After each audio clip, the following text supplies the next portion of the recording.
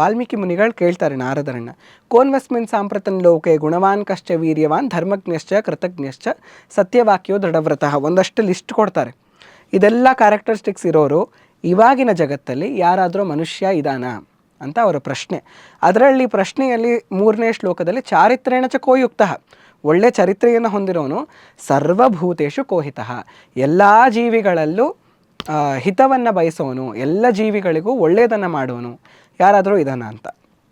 ನಾರದ ಮುನಿಗಳು ಅದಕ್ಕೆ ಇನ್ನೊಂದಷ್ಟು ಕ್ಯಾರೆಕ್ಟರಿಸ್ಟಿಕ್ಸ್ ಸೇರಿಸಿ ರಾಮ ಇದು ಅಂತ ಹೇಳ್ತಾರೆ. ಅದರಲ್ಲಿ ಯಾವುದು ಒಂದು ಅಂದರೆ ಜೀವಲೋಕವನ್ನು ರಕ್ಷಣೆ ಮಾಡೋದು ಅಂತ. ಜೀವಲೋಕ ಸರ್ವಭೂತ ಅಂದರೆ ಜನ ಹೇಳ್ಬೋದು, ಇಲ್ಲಪ್ಪ ಮನುಷ್ಯರು ಮಾತ್ರ, ಮನುಷ್ಯರನ್ನು ಸರ್ವಭೂತ ಅಂತ ಕರೀತಾರೆ.